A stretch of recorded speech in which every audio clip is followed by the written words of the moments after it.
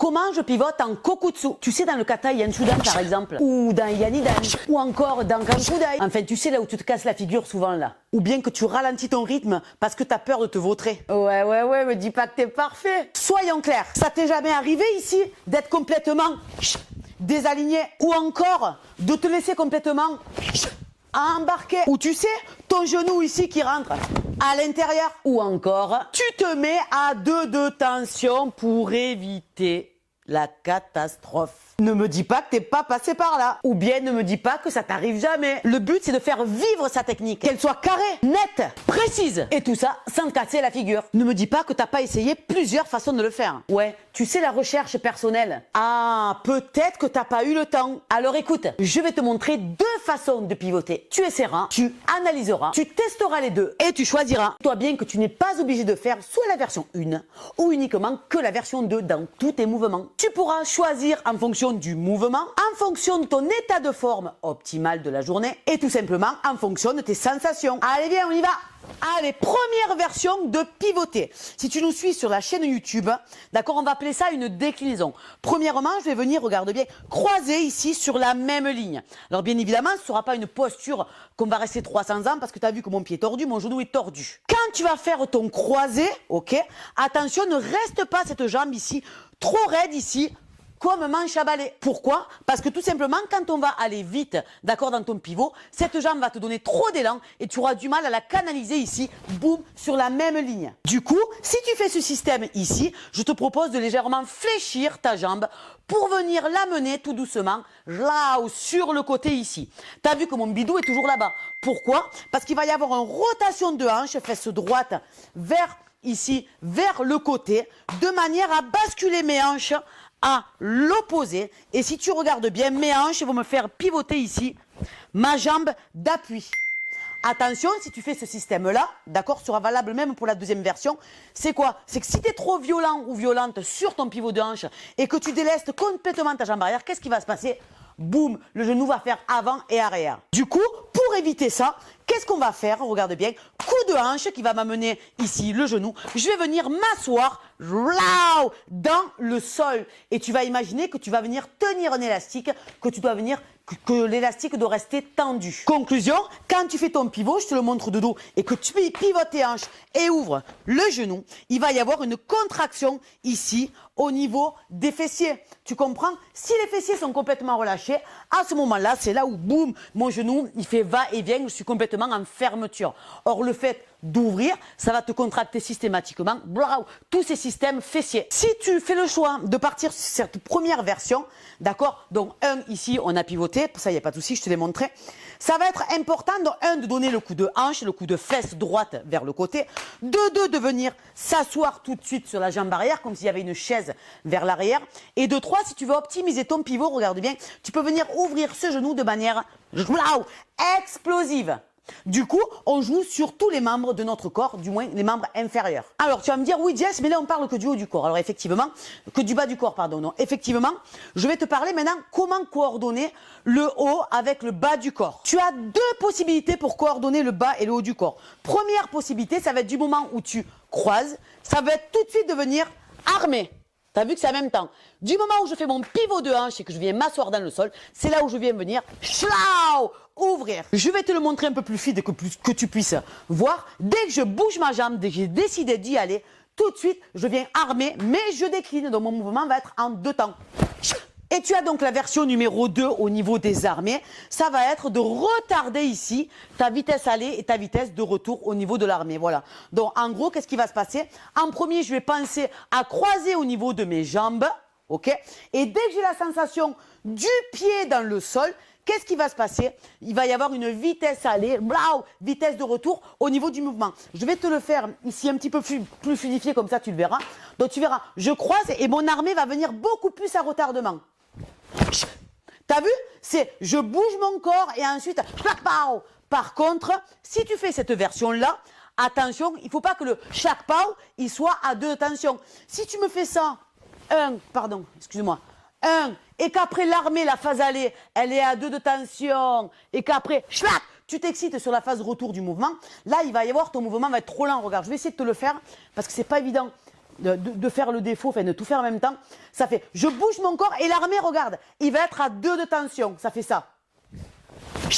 T'as vu? Tu vois bien que c'est lourd et c'est lent. Donc, du coup, si tu veux faire cette version à retardement, d'accord, entre guillemets, qu'est-ce que tu vas faire? Tu vas vraiment t'exciter sur la phase aller et la phase retour au niveau du mouvement.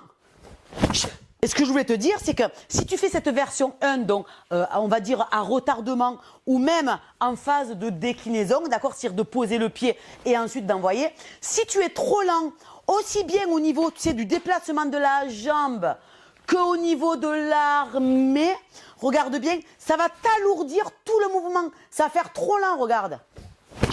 Tu vois, pourtant je m'excite à la fin du mouvement, mais tout le démarrage, en fait, il est inexistant. Et là, ça fait lourd. Si c'est pour faire ça, ne choisis pas cette version numéro 1. En revanche, si tu préfères, toi, poser l'appui pour ensuite, d'accord, faire ta déclinaison, je veux dire, et de te mettre en kokutsu justement pour éviter de te casser la figure, parce que je vais te montrer tout à l'heure la version numéro 2, il te faut quand même insister, tu as vu, sur la vitesse de décalage au niveau du pied. Voilà. Et ce qu'il va falloir faire attention avec ce système-là, d'accord, c'est que tu vois mon pied ici, ok, si ce pied, tu le fais tout le temps traîner, tu vas avoir un mouvement qui sera lourd et lent. Donc, si tu nous suis maintenant depuis un moment sur la chaîne YouTube, tu sais très bien qu'en fait, nous, on fléchit la jambe pour avoir plus de fluidité. Mais attention, quand je dis fléchir, ne va pas me dire « Ouais, mais Jess, elle a dit qu'il fallait monter les genoux. » Ça, pas du tout. D'accord? Moi, ce que je veux, c'est que si je te prends ici à peine le bâton, je pense que tu vas le voir, ouais, tu le vois ici, là, tac, ici.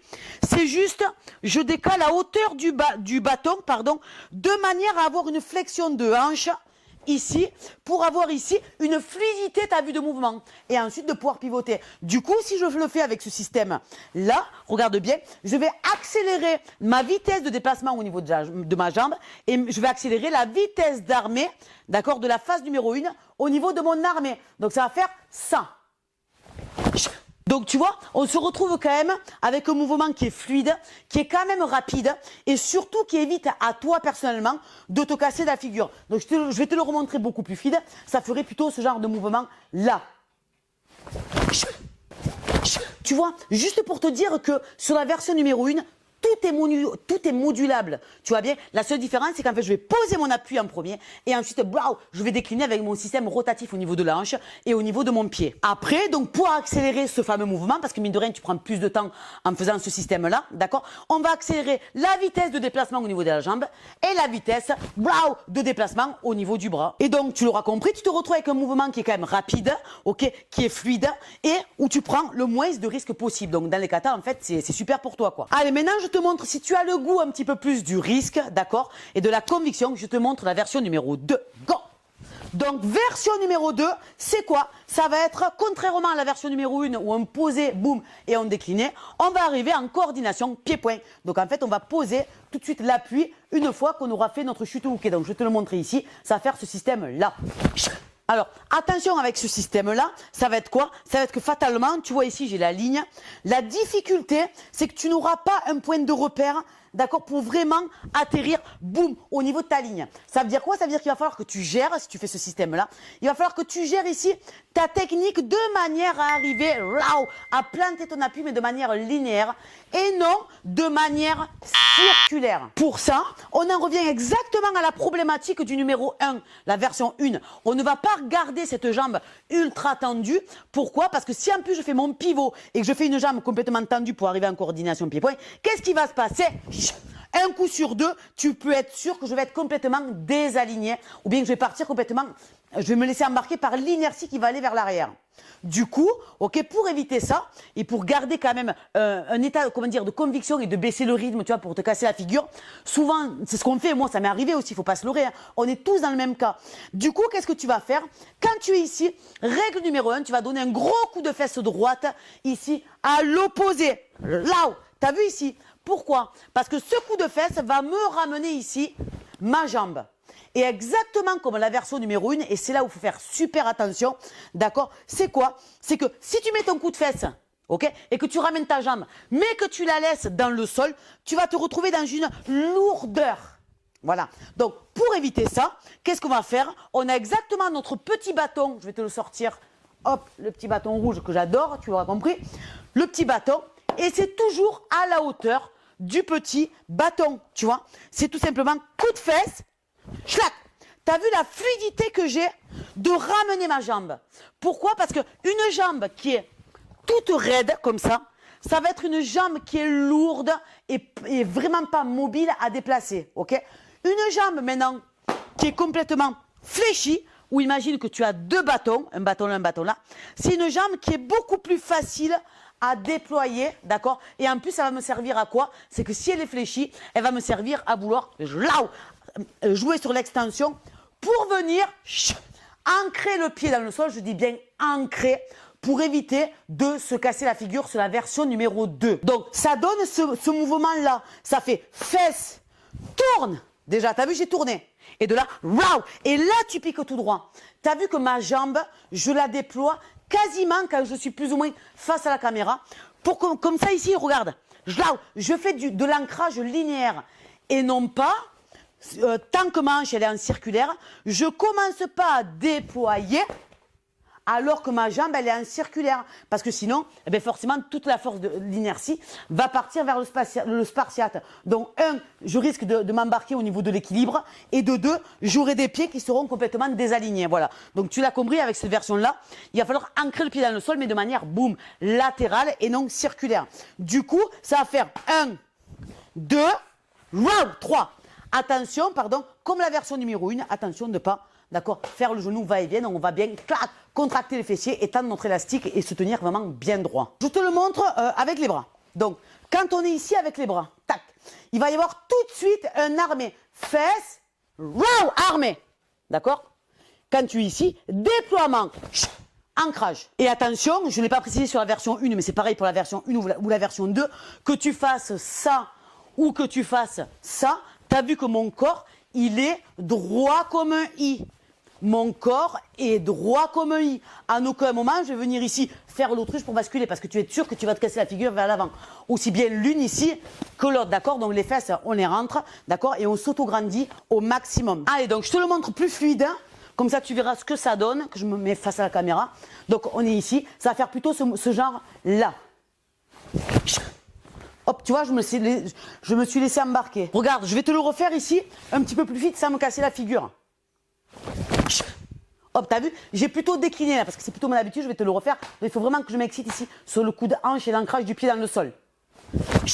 Hop, encore. Je le refais. Acquis, voilà. D'accord? Donc, t'as vu le nombre de fois que je l'ai répété? Pourquoi? Parce que je travaille très peu de cette manière-là. Mais c'est juste pour te montrer quoi? C'est pas te montrer que je me suis cassé la figure, je m'en fous. Mais sers-toi de l'entraînement pour te chercher, pour te trouver. Tu verras que tu auras un côté que tu préféreras et tant bien l'autre, ça va être la catastrophe. C'est pour ça que je te dis, moi, j'ai des moments où dans les katas où je vais croiser et après je décline. Et j'ai certains mouvements, je ne sais pas pourquoi, hop, je vais faire de la coordination pied-point parce que je le sens super bien, selon si je pars en zen, si je pars en kibadashi, si je pars ce que tu veux. Mais je veux dire, tout est modulable. Mais ce qu'il faut obligatoirement, c'est te sentir dans tout ce que tu fais. C'est pas parce que ton prof ou quelqu'un t'a dit « ouais, il faut absolument poser le pied et déboîter » qu'il faut faire ça. Ou bien parce que l'autre il t'a dit « oh non, t'es trop lent, il faut faire coordination pied-point parce que l'autre il est bourrin et il fait coordination pied-point et ça lui va très bien. » Non, d'accord? Tout est modulable. Limite, tu vois, je t'ai montré deux versions. La version 1, où on pose et on décline, et la version 2, où on fait coordination pied-point. Limite, j'ai envie de te dire quoi? J'ai envie de te dire, si tu trouves, toi, un compromis entre les deux qui te va, fais-le. Tu comprends?